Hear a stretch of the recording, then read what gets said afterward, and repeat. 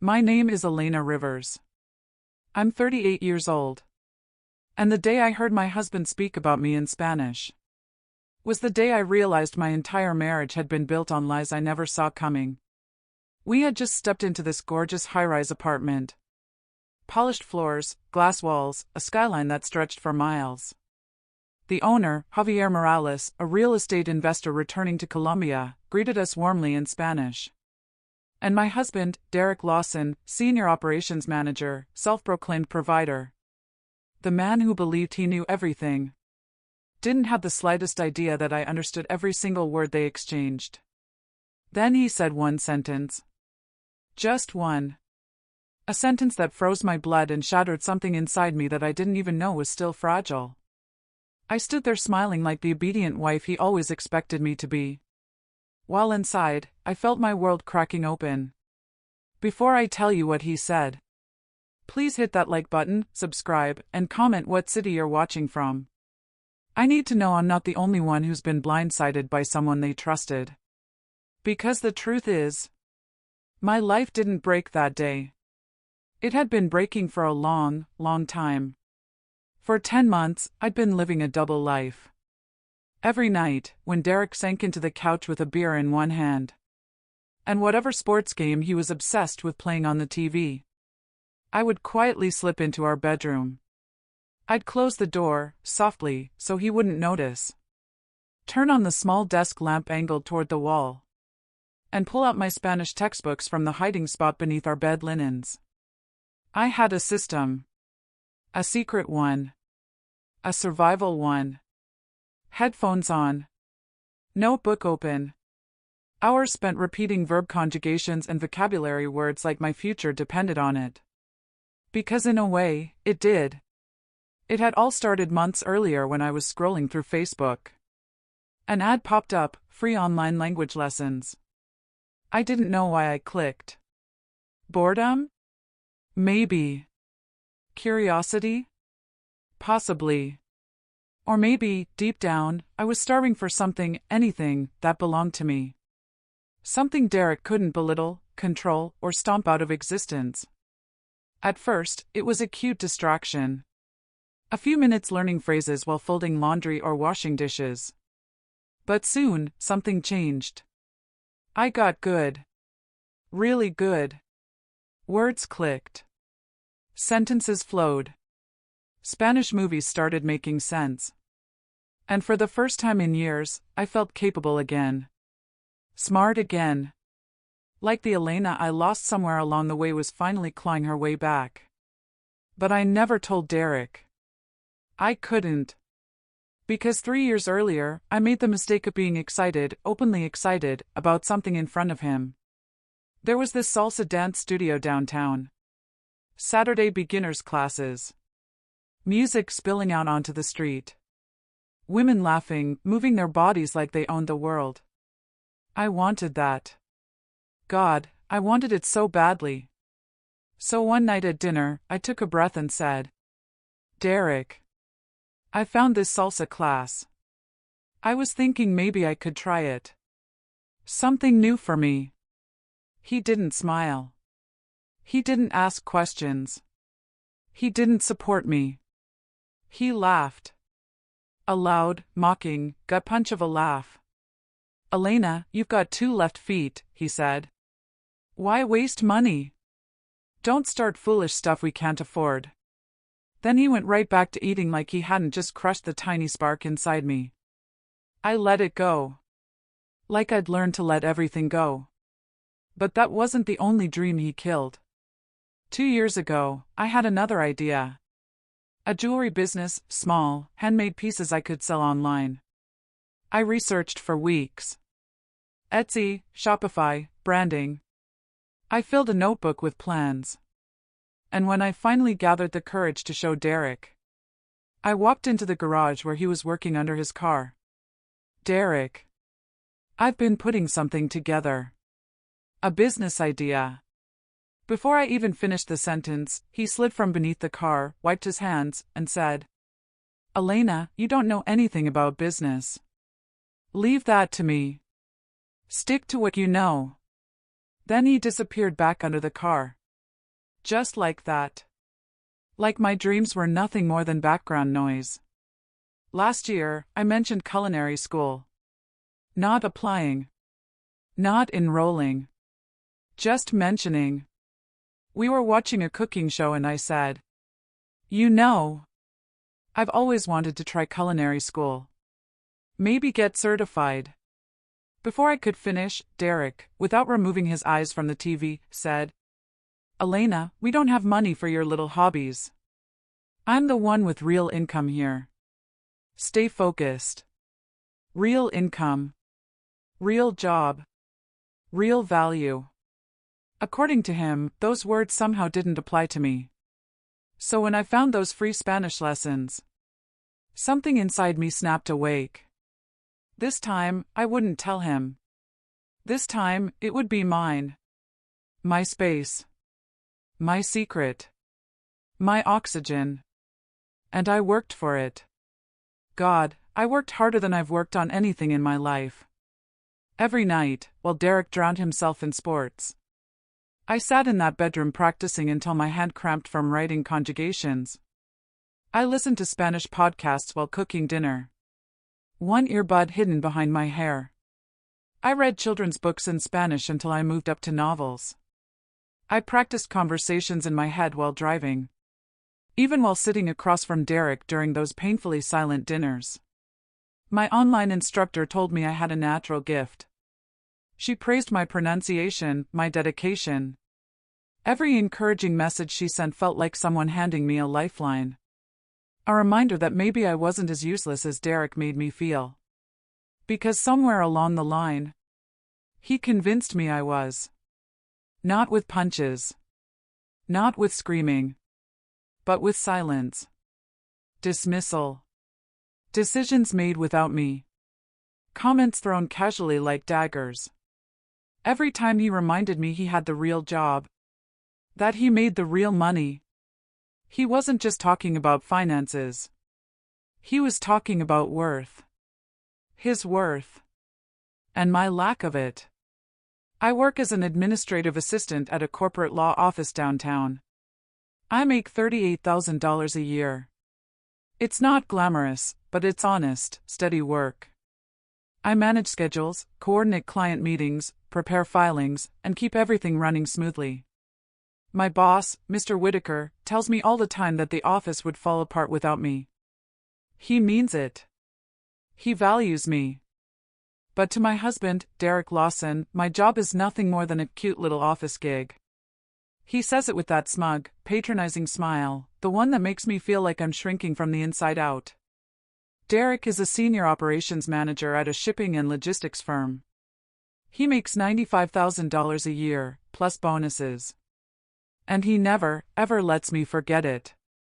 Without me, where would you even be, Elena? Back in your mama's tiny apartment, sharing a room with your sister at damn near 40. He said those words so many times they echo in my bones. And every time, something inside me folds in on itself. I feel myself get smaller, quieter, less solid. Like I'm disappearing piece by piece. But I wasn't always like this. Quiet. Submissive. Afraid to speak too loudly. 16 years ago, when Derek and I met at that church barbecue, I was different. I was 22, loud, bright, full of life. Fresh out of college, studying for my master's in education, dreaming of becoming a teacher, maybe even a principal one day. I had plans. Big ones. Derek was 25, hustling his way up in the logistics company. But he was charming back then. Attentive. He called me his queen. Told me we'd build an empire together. He'd bring me flowers.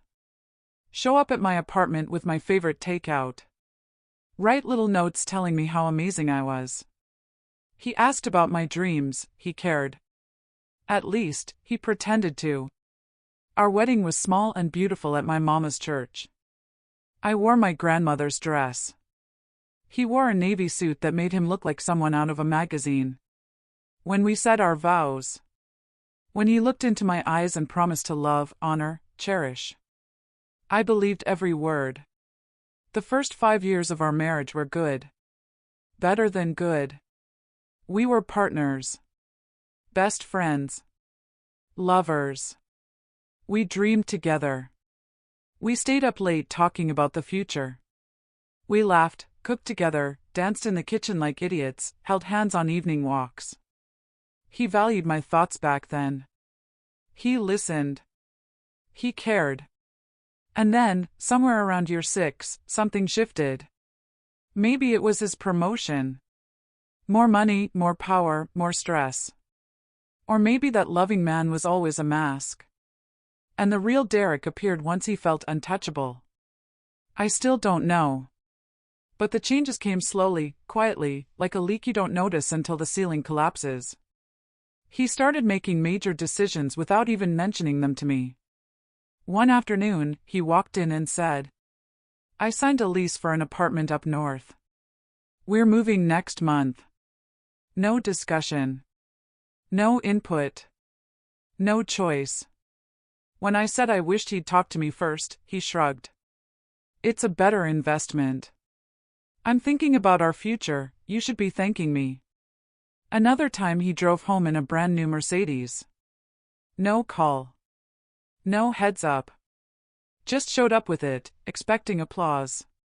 When I reminded him we agreed to discuss big purchases, he smirked. "I'm the one paying for it, Elena. I don't need permission." And just like that, my voice dimmed. My opinions became background noise.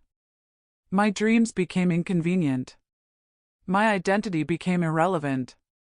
And the worst part? I started believing him. Believing that I wasn't intelligent enough to understand finances. Believing that I didn't know enough to participate in important decisions. Believing that my role was to cook, clean, stay quiet, and be grateful. We tried to have children for 7 years. 7 years of charts, calendars, ovulation tests, scheduled intimacy that felt more like paperwork than love. We went to specialists, took medications, endured painful procedures. And month after month, nothing. Unexplained infertility, the doctors said. Somehow, that made it worse. It felt like my body had betrayed me. Like I was failing at the one thing I was supposed to do. And no one could tell me why. After 3 years, Derek stopped talking about it. Stopped holding me when the tests came back negative. Stopped looking at me with hope, then stopped looking at me with anything at all. He never said the words. But I could feel his blame like a weight on my chest. Like I had failed him. Like I was broken. Eventually we dropped the subject entirely. The imaginary nursery we once talked about just evaporated. And another piece of what bonded us dissolved with it. These days, Derek comes home late almost every night. Working, he says. And maybe he is. He eats the dinner I keep warm for him. Then he plants himself on the couch with his phone and the TV for company. We barely speak. When I try to talk, to share anything at all, he mumbles without looking at me. Fine. Nothing. Yeah. Cool. That's all I get. On weekends, he's either golfing with his guys, locked in the garage tinkering with something, handling business, or glued to sports. I've suggested date nights more times than I can count. Movies, concerts, a walk in the park like we used to take. But it's always, "Not tonight. I'm tired. Maybe later. Let's not waste money." And little by little, my marriage stopped feeling like a marriage.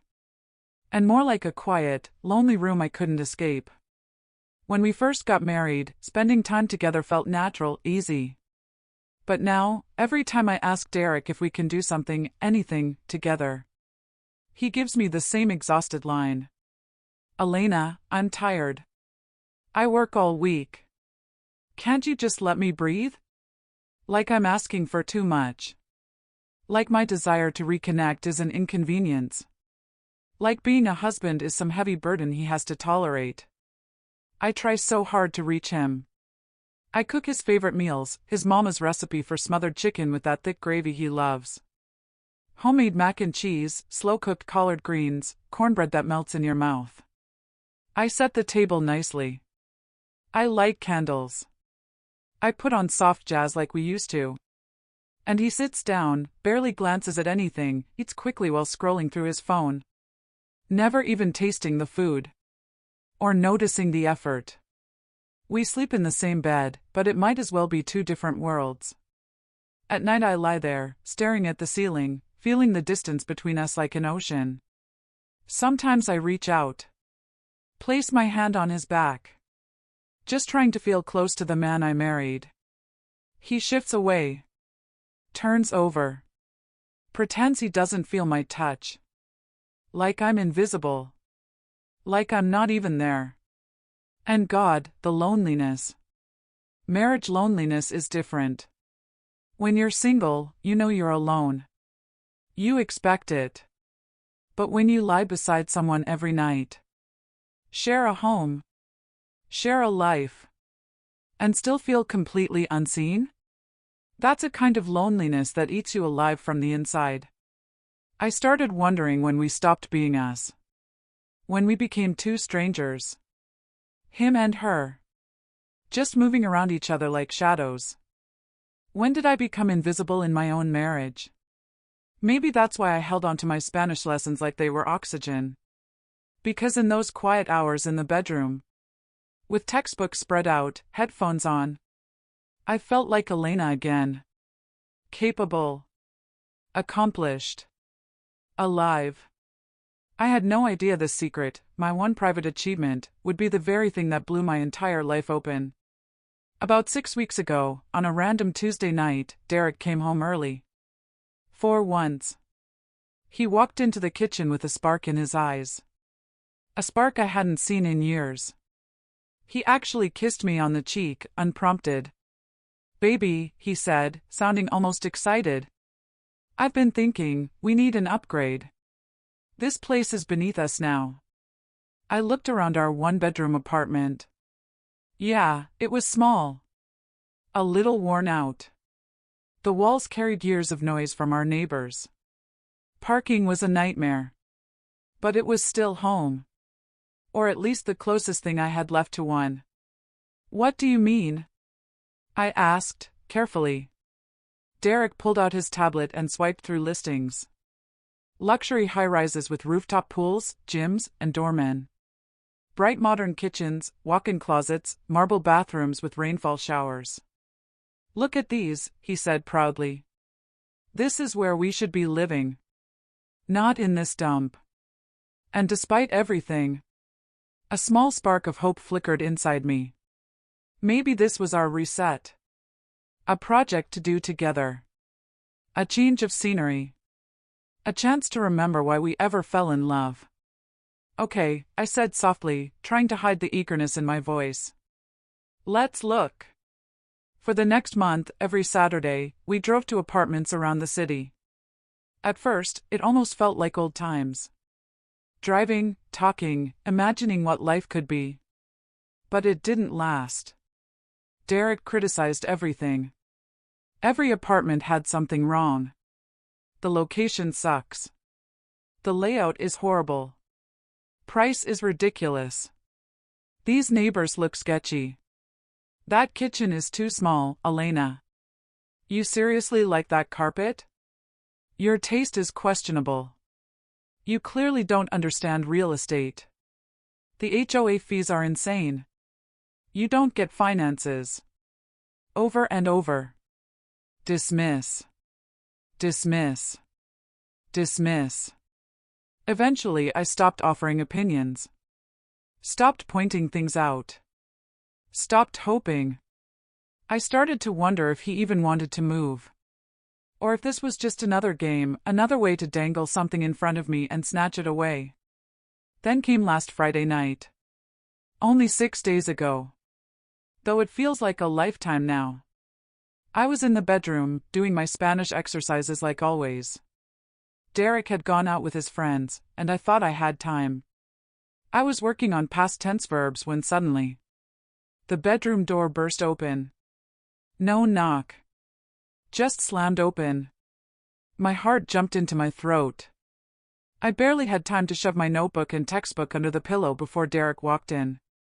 "Elena," he said, not noticing my panic. "Look at this." He thrust his phone at me.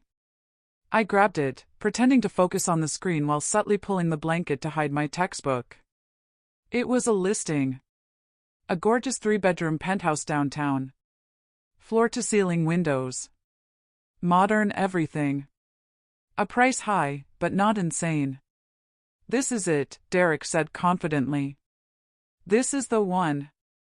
3 bedrooms, 1,200 square feet, perfect location." Then he added, almost giddy.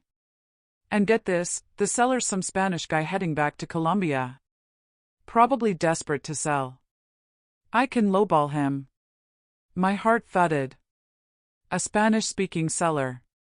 Oh God.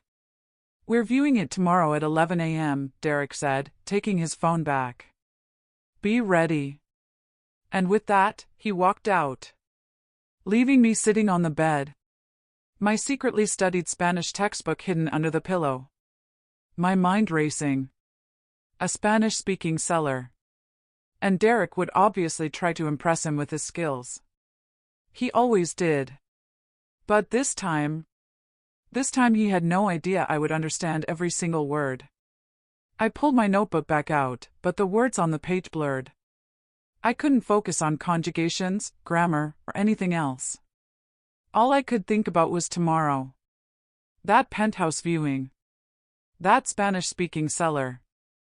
And the terrifying possibility of finally hearing what Derek Lawson says when he thinks I'm deaf to his words. Something instinctive, deep, gut level, told me one thing. Don't reveal you understand Spanish. Listen. Just listen. What I'd hear might hurt. But pretending forever? That hurt worse. I barely slept that night.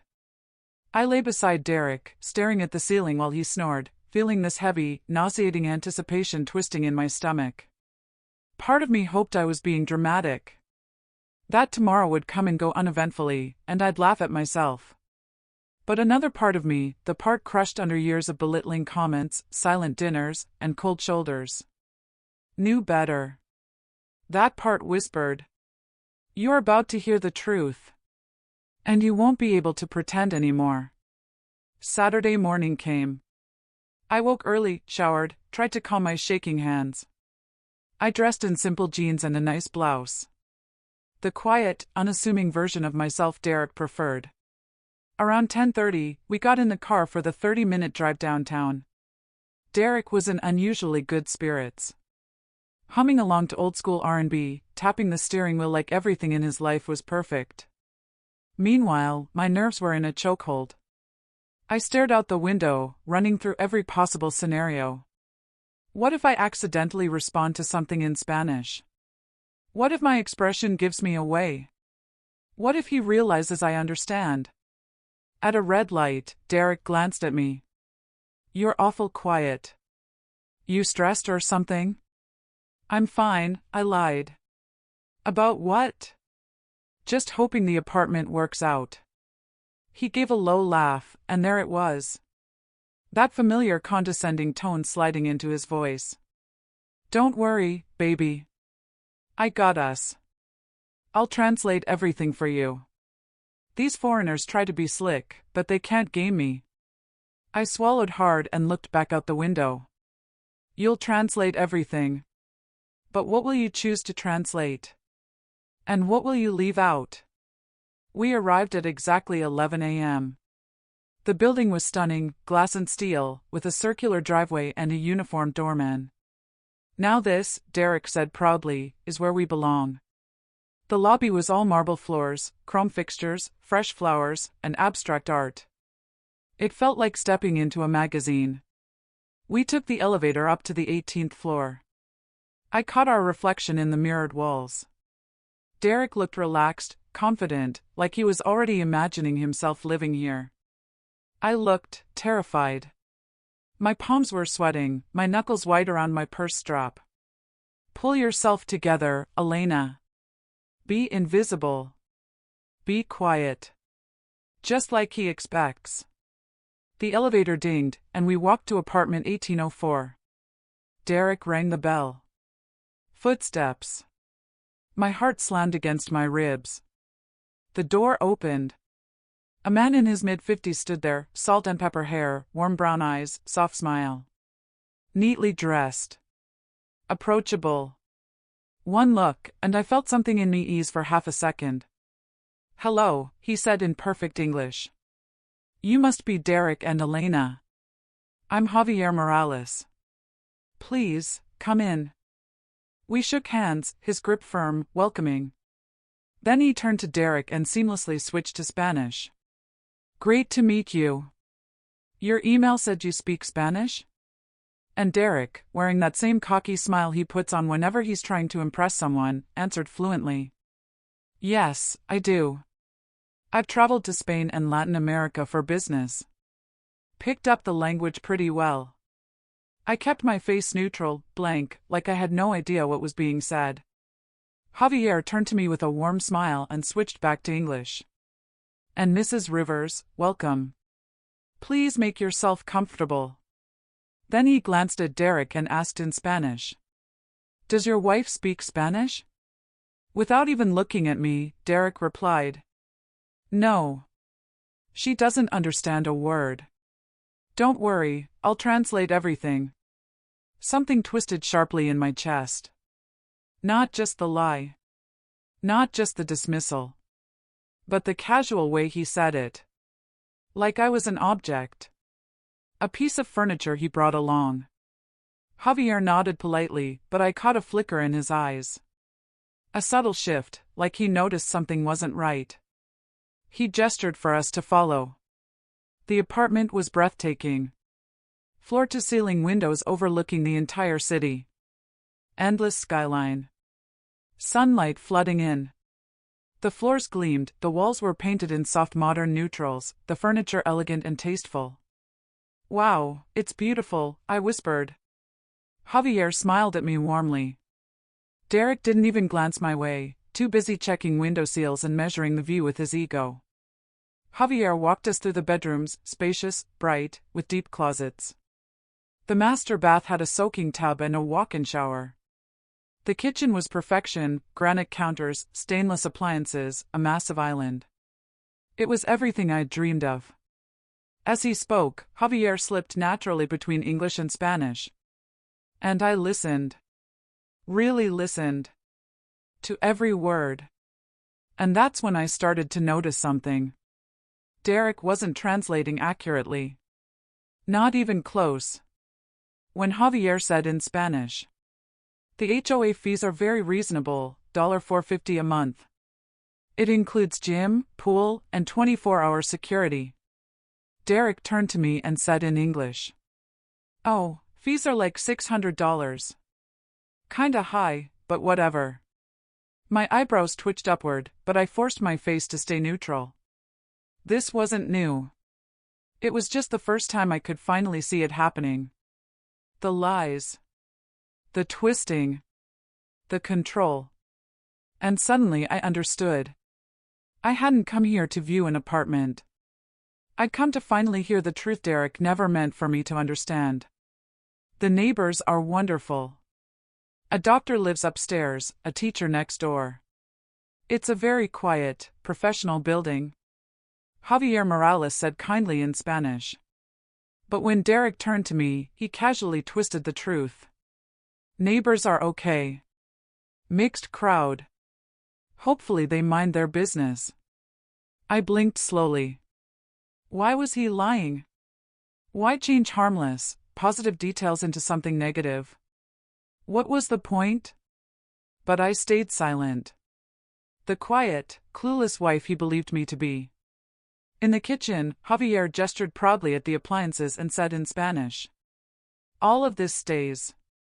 High-end brands. Only 2 years old. Practically new." Derek translated for me with a dismissive shrug. "Appliances are included, but they're kinda old. We might have to replace them." My throat burned. I wanted to scream. To expose him right then and there. But instead, I nodded, smiled politely, and swallowed the rage. We walked back to the living room, and Javier offered us coffee. Derek accepted instantly. I thanked him quietly. As he stepped into the kitchen, the coffee maker buzzing to life, Derek wandered around the living room again, admiring the space like he already owned it. So, he said in English, still not looking at me. You like it, a lot? I answered honestly. It's beautiful. Yeah, he muttered, scratching his chin. Not bad. Price is inflated, though. I'll have to work him down. I just stared at him. How could he be so proud of himself already? Javier returned with a tray, 3 cups of coffee, a plate of cookies. We sat. Me on the edge of the sofa. Derek leaned back smugly. Javier across from us in the armchair. And then Javier began speaking again, softer now, more personal. In Spanish, he said. I've lived here for 3 years. I love this place. It's been a true home to me. But my wife in Colombia, she's ill. She needs me. My children are adults now, but they miss their father. I miss them. It's time for me to go back. I felt the weight of his words, his love, his sadness. Derek heard it too. Yet when he turned to translate for me, he said, he's moving for work. Contract's up. Nothing deep. Nothing deep? He erased all of the emotion, the humanity, from Javier's story. He reduced a man's heartbreak to a bullet point. Anger bubbled in my chest, but I shoved it down. Not yet. They moved on to price. $425,000, Javier said firmly. Fair. Maybe even a little low for this building. Derek immediately frowned like he'd been insulted. He leaned forward, switching to rapid Spanish. That's too much. The market's unstable. Prices are dropping. We've seen better places for cheaper. Javier shook his head gently. I understand, but this apartment is in excellent condition. The location is prime. All paperwork is clean. You could move in the moment closing is done. Derek countered sharply. $350,000. That's my offer. Javier's eyebrows shot up. That is far too low, my friend. I cannot accept. They went back and forth. Negotiating, debating, arguing politely. I sat quietly, understanding every word, my heart sinking lower with each lie Derek crafted. Finally, they landed on a number. $395,000. Javier looked relieved. Derek looked like he just won the Super Bowl. Then Derek turned to me and said, in English, smirking. Got him down to $390,000. Not bad, huh? My stomach turned. He didn't just lie to Javier. He lied to me. Boldly. Effortlessly. Where was that extra $5,000 going? His personal account? A stash I didn't know about? I forced a smile. That's great, baby. Inside, I was screaming. Javier placed some preliminary paperwork on the coffee table.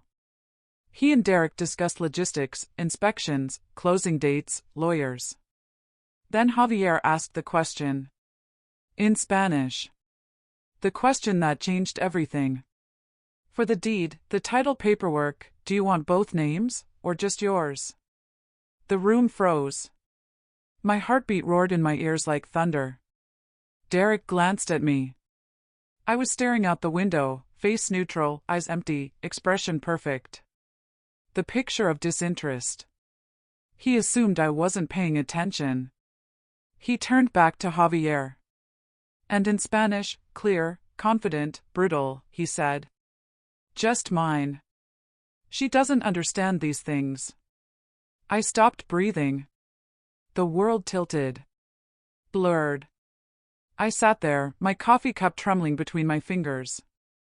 He was going to put the apartment Our home. The life we were supposed to rebuild. In his name only. Meaning, if he left me, if he threw me out, if he decided he was done with me, I'd have nothing. No claim. No rights. No protection. 16 years of marriage, erased with one decision. My hands shook. My vision blurred. My soul cracked. But my face, my mask, stayed perfectly still. Javier hesitated, discomfort flickering across his expression. Are you sure? He asked softly in Spanish. Usually couples put both names on the deed. And Derek. My husband for 16 years. The man I built my life around. Laughed. Actually laughed. And then he said in Spanish, with a smirk in his voice. She doesn't need her name on anything. She just lives off what I provide. The word stabbed through me. Clean, cold, merciless. Like a knife sliding perfectly between ribs. I heard it. I understood it. And in that moment, I knew. My marriage was already over. This was just the first time I had proof. Every sentence Derek spoke felt like a punch to my ribs. She just lives off what I provide. Just lives off him. Like I was a dependent. A pet he was feeding out of charity. Not his wife. Not his partner. Not the woman who'd stood beside him for 16 years. The woman who shrank herself piece by piece just to keep the peace. Just someone leeching off his generosity. Hot tears stung my eyes, but I blinked them back. I could not cry. Not here. Not now. If I broke, he'd notice. He'd question. And then the entire truth, my secret, my leverage, would collapse. So I sat there dying quietly, while my face remained perfectly blank. Derek kept talking, and somehow every word became worse. She's a good woman, he told Javier in Spanish, like I wasn't sitting right there. She keeps the house clean. Cooks well. She's obedient. She doesn't cause trouble.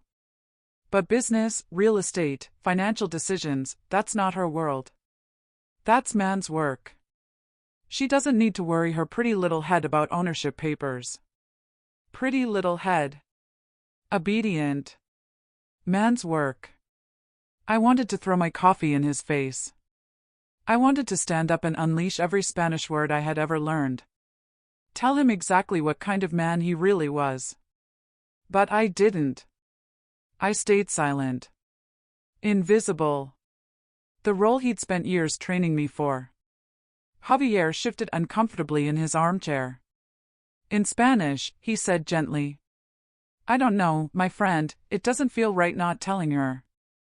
Shouldn't she be part of this decision? But Derek waved a dismissive hand. Don't worry about it. This is between you and me. She's happy as long as she has a nice place to live. Trust me, I know my wife.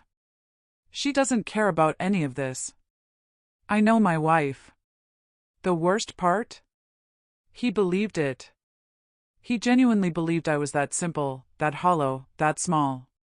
That all I cared about was granite countertops and a pretty view. He had no idea who I really was. What I was capable of. That I understood every single word he spat out of his lying mouth. Javier nodded reluctantly. He clearly didn't like it, but he let it go. They moved on, furniture, timeline, logistics. I heard none of it. My ears were ringing. My vision blurred at the edges. I felt like I was sinking underwater, screaming with no sound. They talked for another 40 minutes. 40 agonizing minutes where I sat there like a statue. With cold coffee in my hands. And a heart slowly fracturing. At one point, Javier glanced at me. The look in his eyes, something like pity, like understanding, almost cracked me open. Almost. But he said nothing. And neither did I. Finally, Derek stood. Well, Javier, I think we have a deal. I'll contact you Monday to move forward. They shook hands. Javier then turned to me, offering his hand gently. I stood on legs that barely worked. His grip was soft, warm, searching, as if he could somehow sense the storm inside me. I wondered what he saw. We walked toward the door. Derek joked with Javier in Spanish, laughing, carefree, victorious. As if he hadn't just planned to rewrite my entire future without me. We stepped into the hallway. The elevator doors closed behind us. And when we were finally alone, Derek turned to me with the biggest smile I'd seen on him in months. Baby, that place is perfect. And I negotiated like a boss. Javier didn't even see me coming. We're getting a steal on that apartment.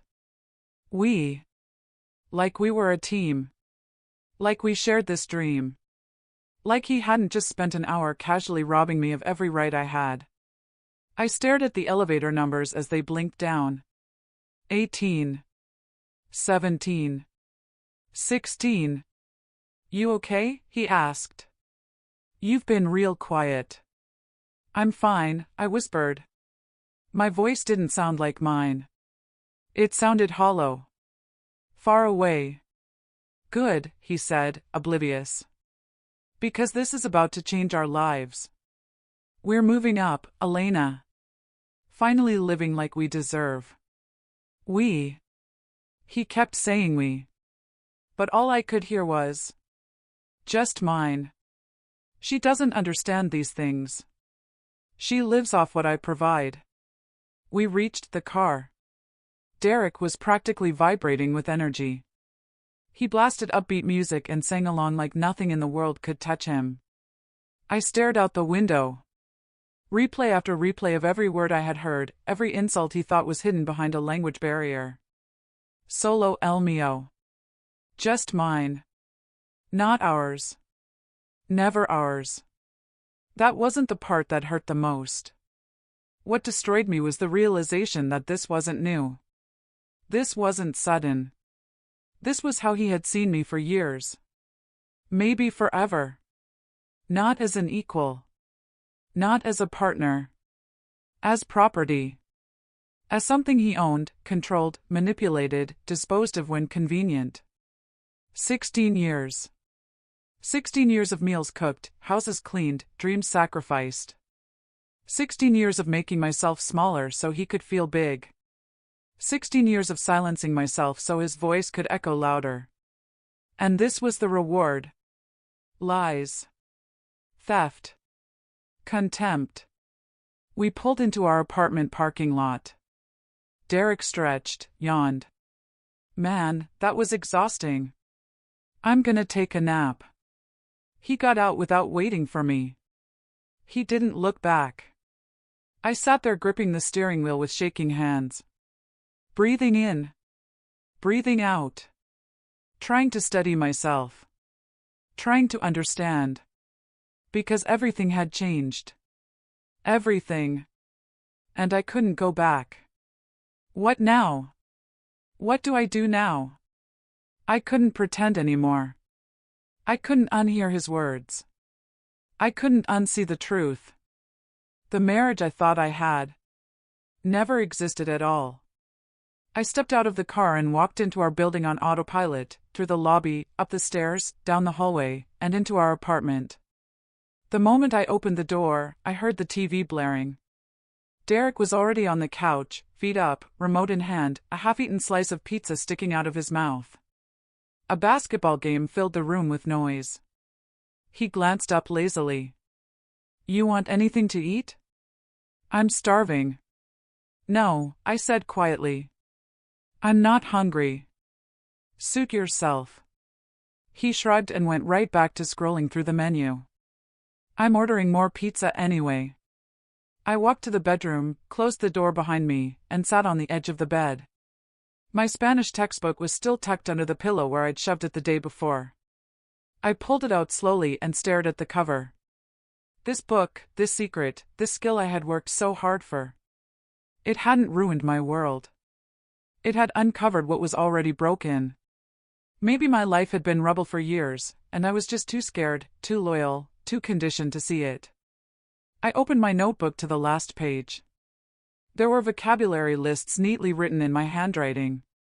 Words I had studied with hope, hope for growth, hope for independence, hope for myself.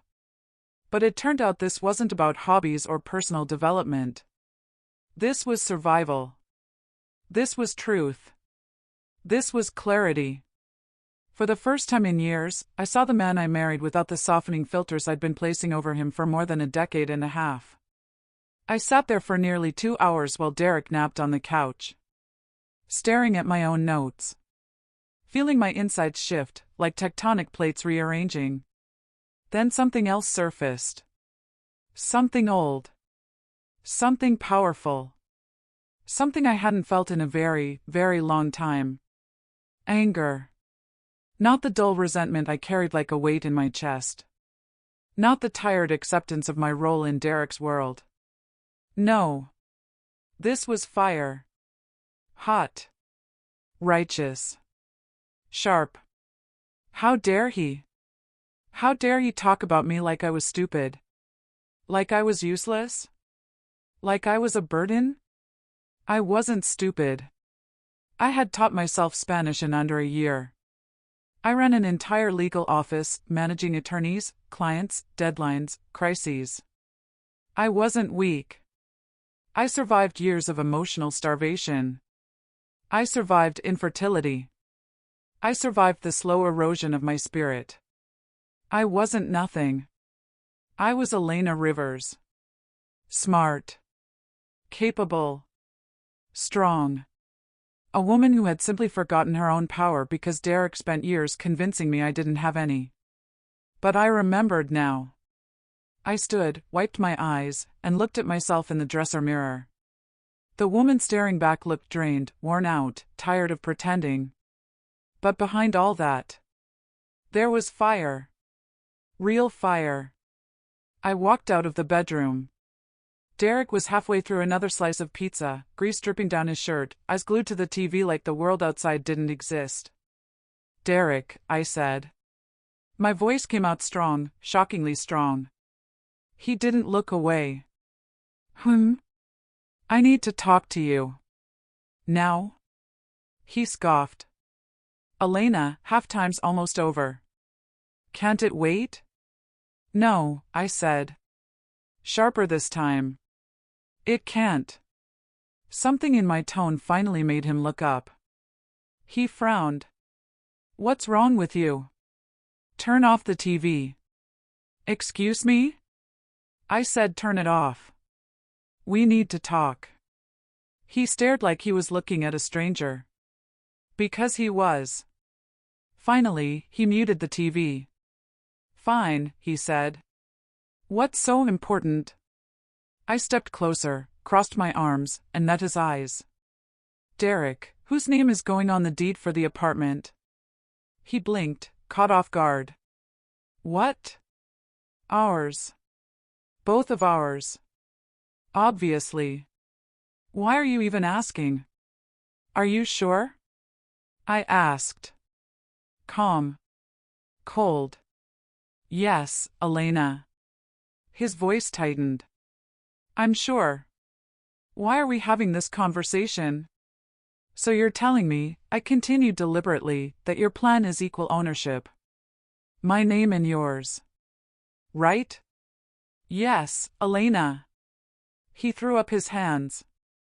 That's exactly what I said. Why are you grilling me like a criminal? I inhaled deeply. My pulse was pounding. This was the moment. I looked the man I spent 16 years loving square in the face. And said in perfect, fluent Spanish. Según tú, mi nombre no irá en ninguna parte del documento. According to you, my name will not be anywhere on the deed. The look on his face. God. It was priceless. The blood drained from his skin. His mouth fell open. His eyes went wide, wild, almost terrified. It was like watching lightning strike a tree. What did you just, he stammered. I didn't blink. I didn't look away. I let the silence choke him.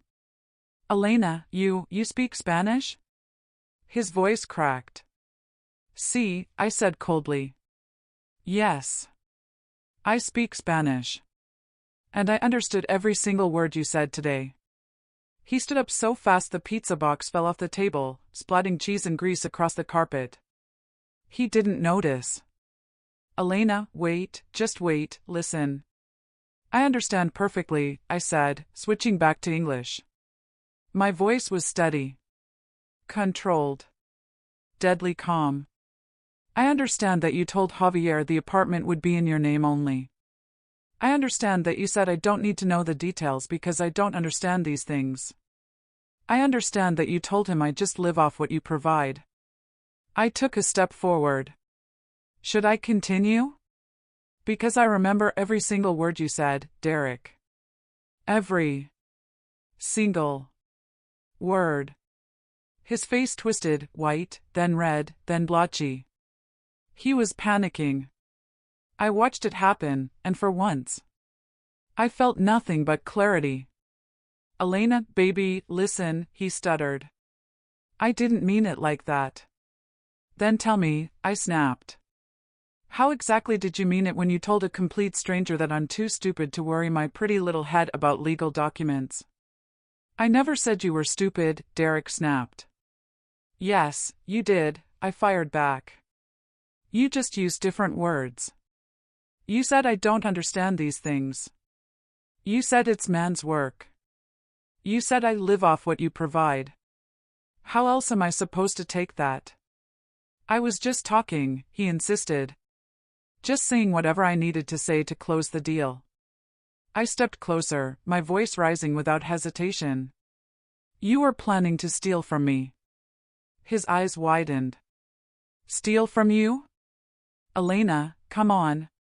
You are going to put our home, the one we're supposed to buy together, into your name only.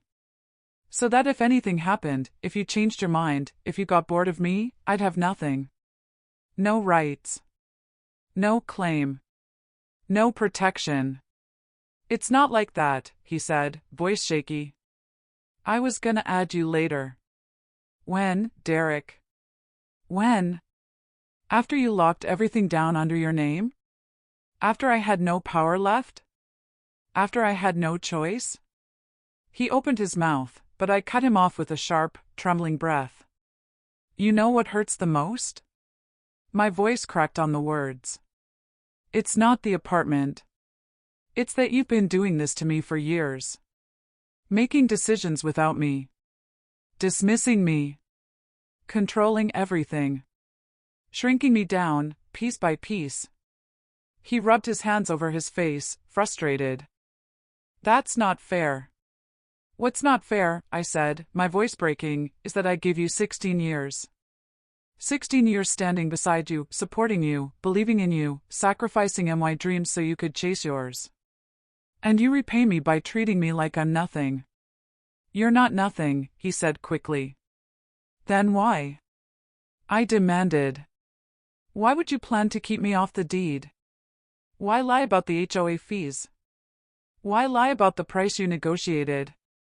Why talk to a stranger about me like I'm a burden? Because, he stopped. Words died in his throat. He looked cornered. Desperate.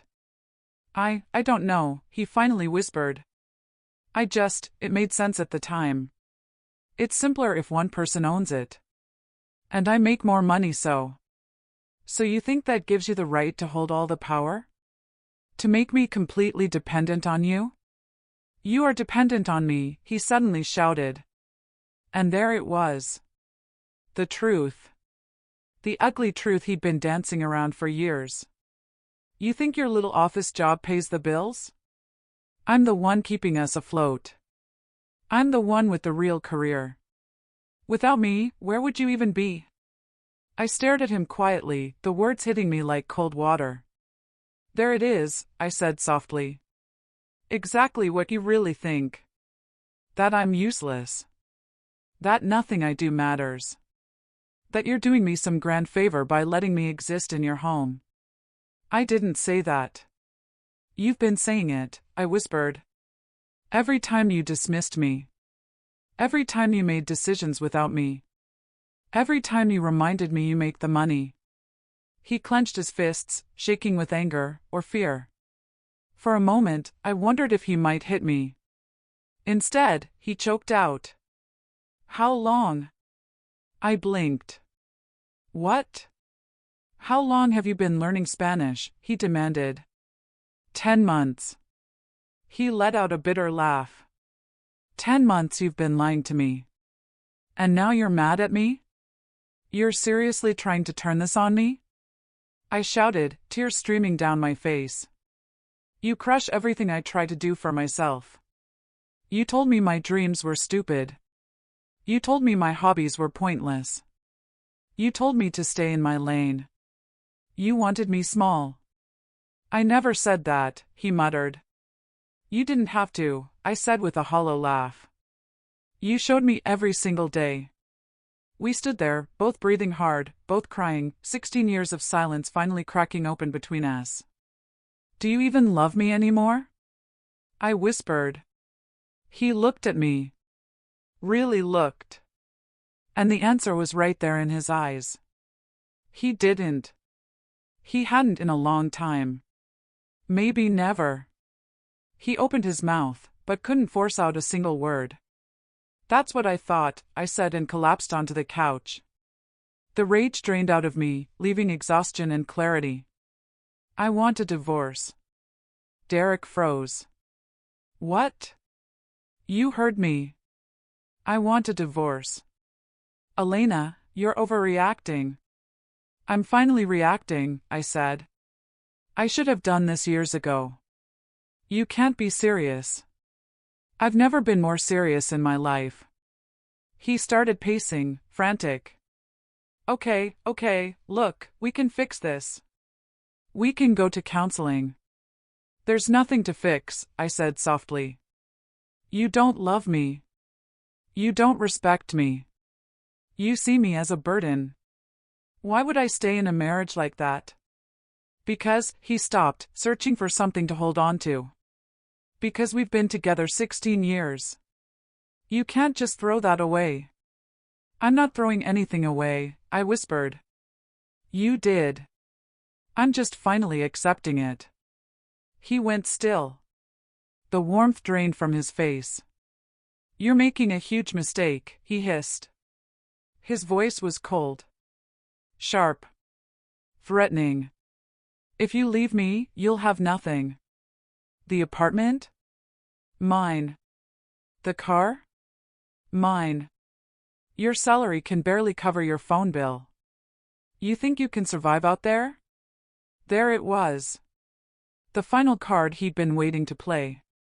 The attempt to crush me back into silence. I didn't even flinch. Then I'll figure it out, I said calmly. I'll get a small place. I'll budget. I'll make it work. You'll end up in some roach-infested studio in the worst part of town. Maybe, I said. But it will be mine.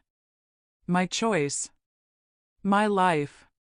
And that's worth more than all the granite countertops in the world. He stared at me like I was speaking another language. Maybe I was. Because he had never, ever, heard me speak my truth before.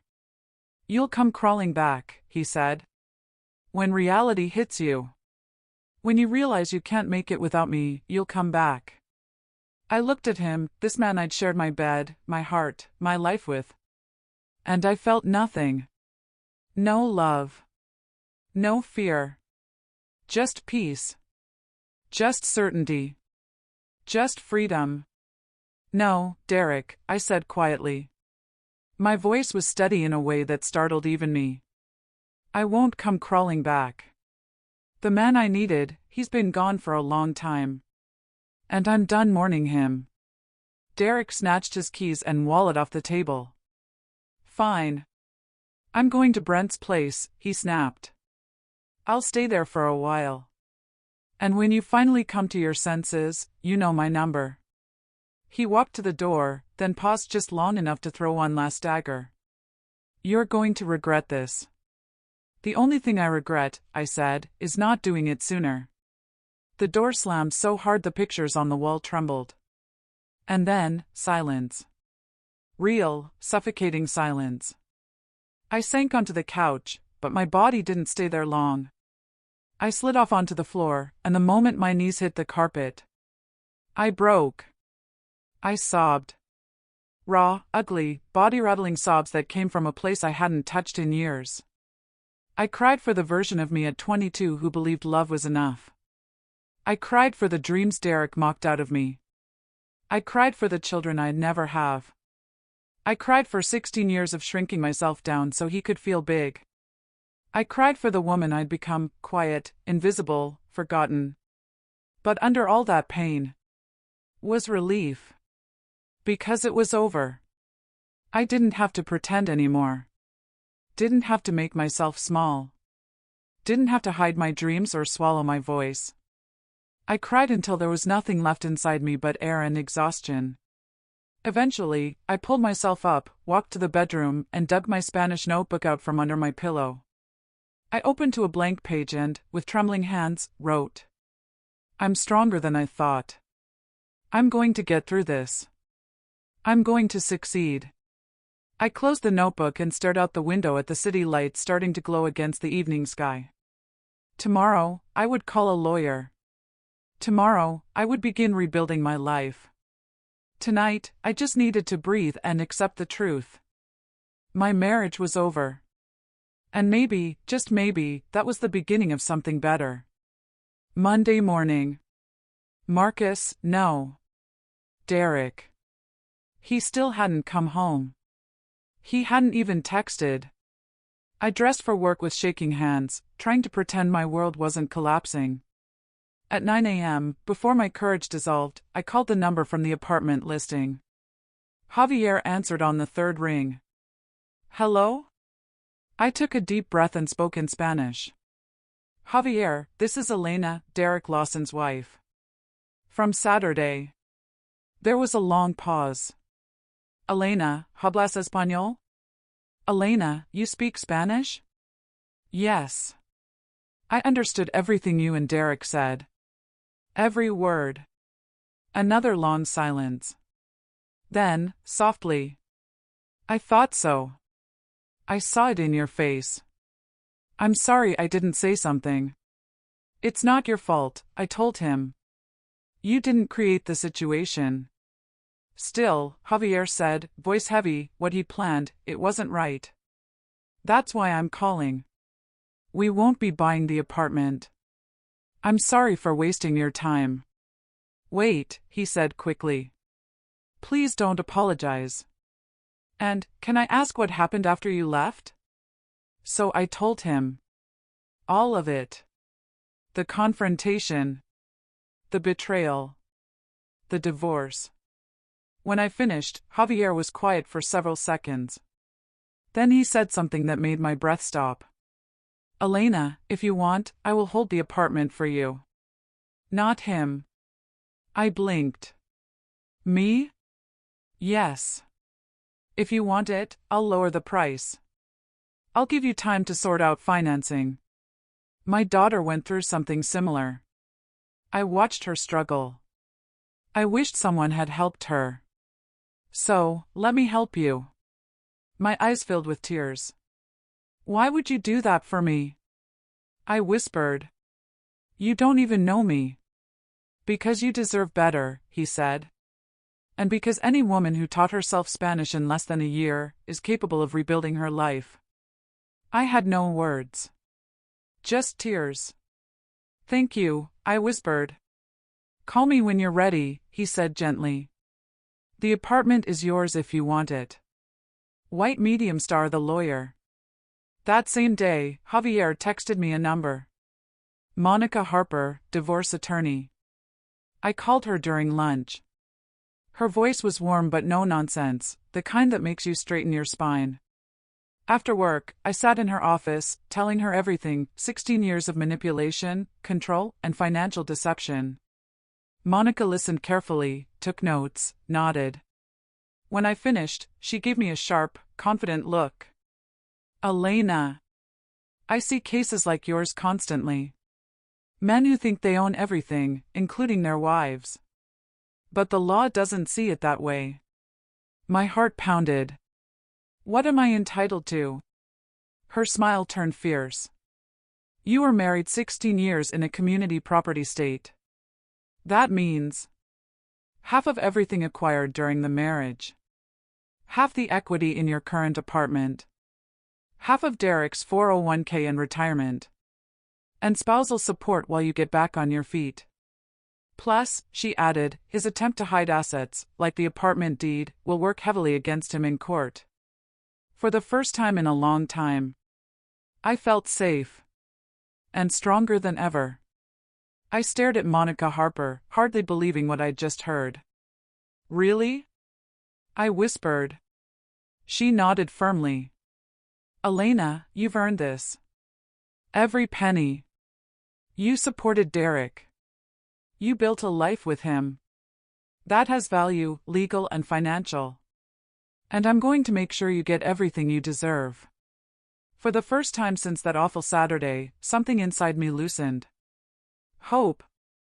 Real hope. I filed for divorce that week. Derek was served the papers at his office. He called immediately, his voice shaking with rage. You actually filed? Elena, are you insane? We can still fix this.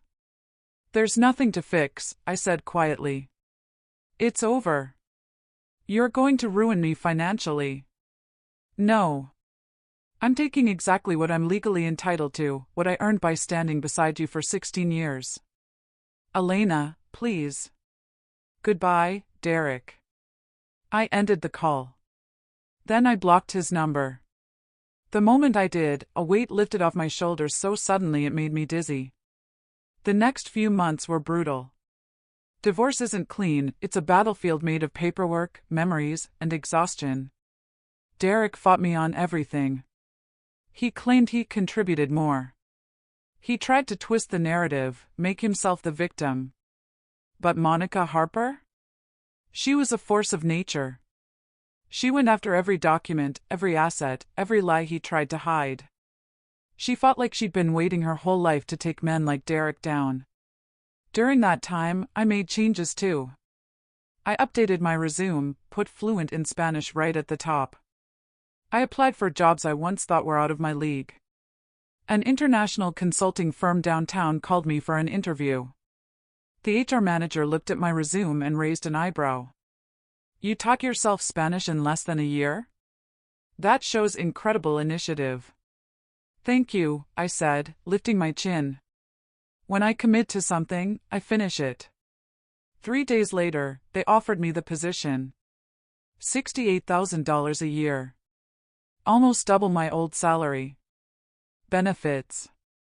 Bonuses. Room to grow. For the first time in years, I cried happy tears. With my new income and the settlement Monica secured, I could afford Javier Morales' apartment. Barely. But I could do it. I called him. Javier? It's Elena. If the offer still stands, I want the apartment. It's yours, he said warmly. Welcome home, Elena. 6 months after that terrible Saturday, I stood in the center of my apartment. My name on the deed. My future in my hands. The space was still mostly empty, but it felt full of peace, of possibility, of me. I texted my mother. I did it. I really did it. Marilyn wrote back instantly. I'm so proud of you, baby. Come home for Sunday dinner. I want to hear everything. Over the following weeks, I transformed the apartment. Bright colors. Green plants in every corner. Warm lighting. Art that made me feel alive. Everything Derek hated. Everything Elena loved. I cut my hair, letting my natural curls out for the first time in years. I bought clothes that made me feel bold, beautiful, confident. And I signed up for salsa classes. The dream Derek once mocked. Turns out, I didn't have 2 left feet. I was actually good. The music made something inside me breathe again. That's where I met Adrian Vega, my new dance partner. 40. A social worker. Warm brown eyes. A smile that felt like safety instead of danger. After class, he asked softly, "Would you like to get coffee?" "I'm not sure I'm ready," I admitted. I just finalized my divorce. He smiled gently. "Then coffee as friends. No pressure." We talked for 3 hours. He listened. Really listened. He asked about my dreams, not Derek's needs. He told me about his work helping families, about the 2 kids he co-parents with his ex-wife, about his love of cooking and music. And I told him everything. My marriage. The betrayal. The Spanish lessons. The apartment. The divorce. When I finished, he reached across the table and took my hand. "Elena, you're incredible. You know that, right?" I laughed, embarrassed. "I'm just trying to figure things out." "No," he said softly. "You rebuilt your life from nothing. That isn't trying. That's strength." Something warm cracked open inside me. We kept meeting. Coffee turned into dinners. Dinners turned into long walks. Long walks turned into something deeper. The first time he kissed me, I cried. "Did I do something wrong?" he asked. I shook my head, smiling through tears. "No. I just forgot it could feel like this. To be cared for." He cupped my cheek gently. "I care about you, Elena Rivers. More than you realize." For the first time in 16 years, I felt cherished. 1 year after that devastating day at Javier's apartment, I sat on my balcony with a glass of wine, watching the sunset melt into the city skyline. My phone buzzed. A text from Adrian. "Thinking of you. Want to come over for dinner? My kids want to meet the woman I won't stop talking about." I smiled so wide it hurt. "I'd love that," I typed back. A year ago, I thought my life was over. That without Derek, I was nothing. But I wasn't nothing. I was simply unfinished. Now, I had a career. I had my own home. I had my own voice. And maybe, a chance at real love. The kind that lifts you up instead of crushing you down. Learning Spanish wasn't just about a language. It was about proving to myself that I could do hard things. That I was strong enough. Smart enough. Enough. The day I heard Derek call me nothing, he thought he broke me. But he didn't. He freed me. I am Elena Rivers. I am 39 years old. I speak 2 languages. I own my own home. I have a career I'm proud of. I am loved. I am valued. And I did it all on my own. I have always been enough. I just needed to finally believe it.